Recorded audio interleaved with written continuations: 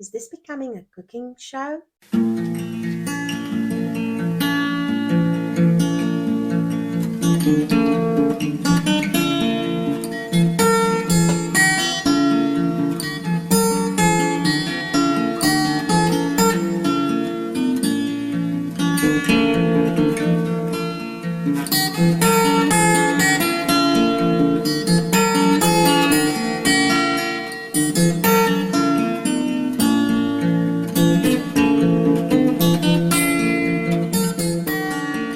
Good morning, my name is Katinka. I'm the seamstress at the cottage and welcome back. Today is mocha in my new mug. So I had some coffee left over from this morning's brew and then I added some cream and some milk and water and cocoa and I put it in my cocoa maker and this is so yummy. What I like about this mug, it's round at the bottom and then it goes in. So when I have some stuff in here, it stays nice and warm. And I've decided this is a sipping mug. And my other one that I always use is my drinking mug, because that one cools down quite quickly. And this one I can just slowly sip while I'm knitting or doing whatever. So this is another episode of Vlogmas. As you know, Vlogmas is where most people do a daily, just like a vlog about what Christmas means for them and what they're doing around the Christmas time. I've decided to do it over a week because I just really don't have time to do a daily vlog. So this week has been about making and baking and cooking and all of those things. On Monday, I went to a Christmas party with some ladies from church. I've met a lady in church, the one I knitted the hat for, and she invited me to their year-end Christmas party. And then I came back from that, we started baking. In this family, one of their traditions is to make Christmas cookies and then to ice them, something that we don't really do in South Africa. And on Monday, we baked. We baked until the cows came home and then we baked some more. And we had like buckets full of cookies after that. Yes. And then on Tuesday, we started icing it. But with the baking of the cookies, my friend bought some pre-made dough because basically you're just going to bake it and then ice it. And so when I tasted the cookies and they were okay, but they were bland. And then I remembered when I was living in Germany, they made a cookie with like spices, especially it was Nelken, cloves and cinnamon, little bit of cinnamon and some ginger. It's 1 to 1 to 1. So I just took like a quarter teaspoon of each of those spices, added it to the mixture, and then I started baking those. And they are amazing. If you ever buy one of those pre-made plain sugar cookie packs, try that. It's unbelievable.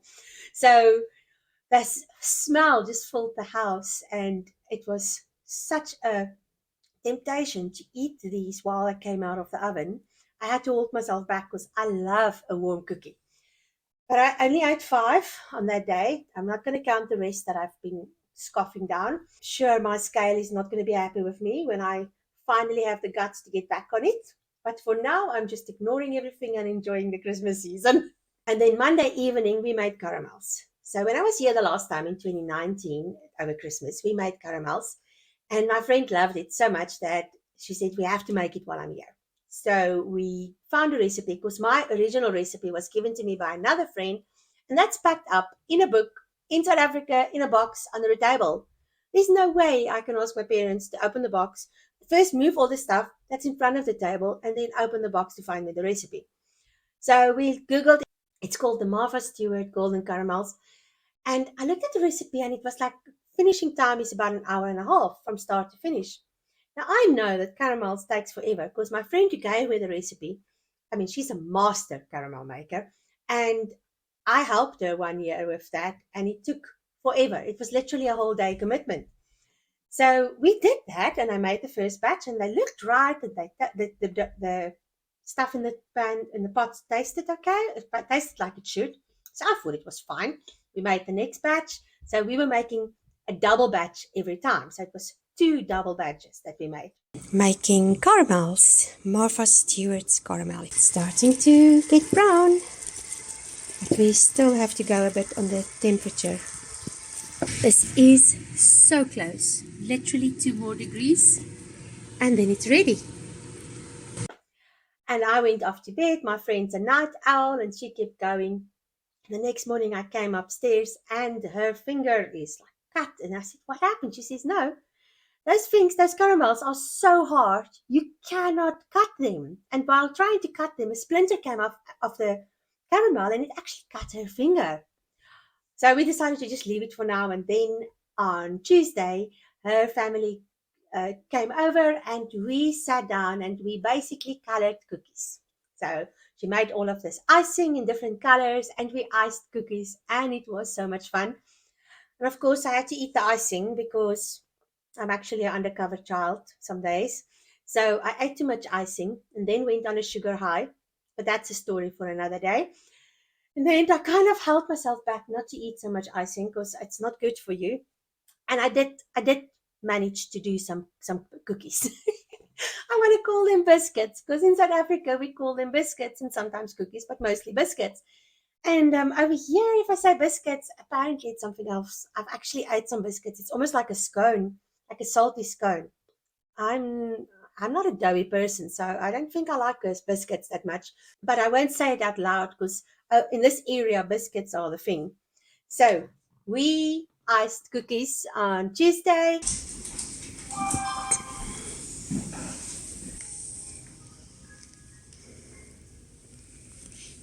I ate mine.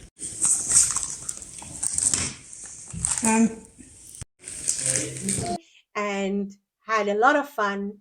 I ate too many. And of course, the things that go on top, I had to taste them all because why not? And then that evening, we took those rock hard caramels and we put it back in the pot, add a liter of cream or a pint of cream, and then just slowly melted them. And then we made a caramel sauce. Oh my goodness. I wish I could let you taste the sauce.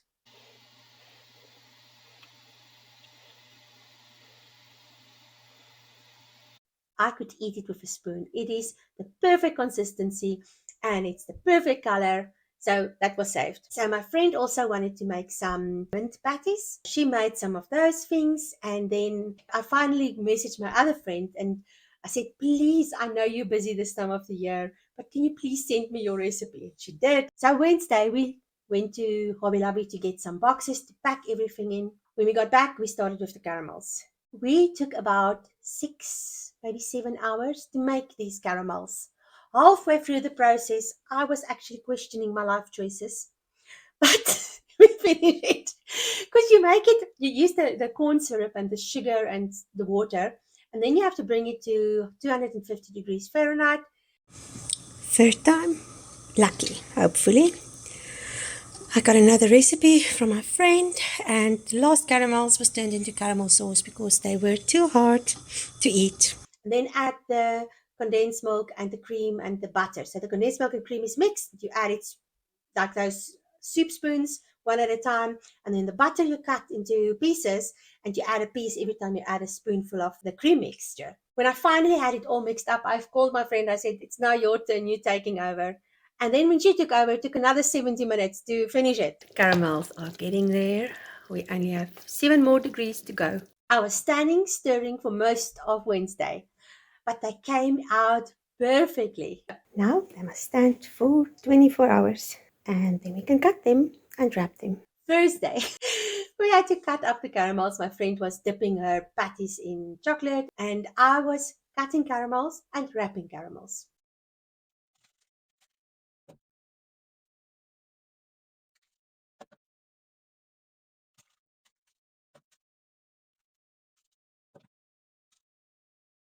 And we were chatting and it was just such a nice experience to just sit there around the table with all of the stuff. The cookies is still there and the icing is still there and just chatting and doing this. What are you making?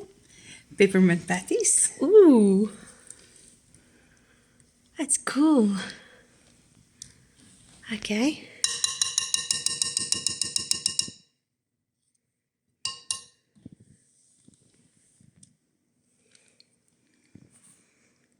And that's mint bark. Yeah. Cool. We have been busy. That's caramel sauce. I've made some caramels that's in those packets. There's some cookies. Finally, they're all done. She's busy packing the boxes, and we're going to deliver them later. Now, the little man, he is such a cute little boy. He has quite a few people involved in his life, and we are making these gift boxes to go and deliver to all of these people. Okay, the boxes are going to their new places. I have now been talking about baking and cooking, which makes me think, is this becoming a cooking show? No. No, I like it, but not all the time. So, anyway, with all of that, there was not much time for knitting or sewing or anything, but I did knit a little bit. The sleeves are growing. I finished the ribbing last week, and now I'm here with the sleeves. I don't get a lot of time to knit, but some evenings I just space out and knit. I've also been working on my socks, and the second pair is there. I think I've got 20 repeats, and then it's the toe. And I'm excited to get these done so I can wear them. These are the Simply Irresistible socks. I've also worked a little bit on sewing. I finished my friend's Christmas tablecloth, and I have worked on my dress that I'm making smaller. And the jumpsuit, I made this part too small, so I'm just unpicking that and redoing that, and that's done. But my Christmas top is not finished. It's cut out, but I still need to make it. So I've got 2 days. I'm going to do that today, later today, and tomorrow. I need to sit down and do that because I really want a Christmas top for Christmas Day. So that needs to happen. So here is my question. Last week, we spoke about traditions and things that's put in place. So for me, I've done quite a few things this year that I've never done before, like the biscuits and stuff. And I'm realizing I always watch these Hallmark movies and there's all these Christmas activities. And South Africa, we do have some of it. But yeah, if you have to choose to go and swim in the pool or the beach or visit with friends and barbecue, or on the other hand, spend the whole day in the hot kitchen baking, you're going to choose the first. And you do your baking at night or you do your baking long before the time, and you just put these biscuits in airtight containers and you eat them when you came back from the beach and you're starving. But here I'm realizing because it's winter, people are inside. And it's such a revelation. I always thought, oh, I would like to do that. But then I try and do it in South Africa and it's just not working because the weather is so much different. You want to spend time in the hammock sipping on whatever your favorite thing is to sip on. And the first question is, have you done things that's new to you this year? And will you continue doing it? And then the second thing that I've realized is with all of these things and being involved in all of these activities, I am a singleton. So I haven't been married and yet, still waiting for Mr. Right. Sure, he's out there, and I don't have kids. So most of my life, I've lived my life, and then I had people that's been part of my life, an extended family, and friends that became family. But with being here and also with being with my sister, I realized that I had to be careful not to be completely engulfed in other people's lives just because maybe there's a lack in me of feeling I need family or need to be involved. And that has been quite a revelation the last few days. Because at one stage I got really tired and I almost grumpy, and I thought, what's going on? It could be the sugar. Sugar does do that to me. That's part of the problem. But what I've also realized is that I have to be careful not to get so involved and lose myself in the process. And I need to be careful to still have time for the things that feed my soul. This is something I've realized that as a mother or as a wife, I'm sure there's times when you get so involved in fulfilling those roles that you forget about you. And this is not a question, but this is almost a challenge. And actually, it is a question. In all of the busyness and all of the activities, what do you do to feed your soul? Where do you feature in all of this? Is there something that is just for you? And I know a lot of people say sewing, and yes, it is, but often you still sew for other people. But what is the self care that you apply to make sure that you have enough of you to give out to others? that is something that I've really been contemplating this week. And I've realized I need to make time for me to sew or to just sit and knit or to journal. I haven't journaled forever because I just haven't had the mental capacity because I'm busy with everybody else. And I love it, but I also need to be careful. And I'm going to leave you with that today is, are you careful with your self-care? Are you careful with you? Because if you fall apart, there's nothing to give out to anybody else. Thank you for watching. Thank you for spending time with me.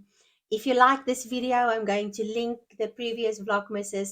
And yes, if you're interested, go and have a look at what we've been up to there. I always love spending time with you, and I always love these little moments. It actually is some of those self-care moments because I feel like I commit with like-minded people and I read your comments, and it's so interesting and so heartwarming to see that there are people out there that think like I do. Because let's face it, a lot of people don't think like a crafting person. I'll see you in the next video, and thank you for watching. Goodbye.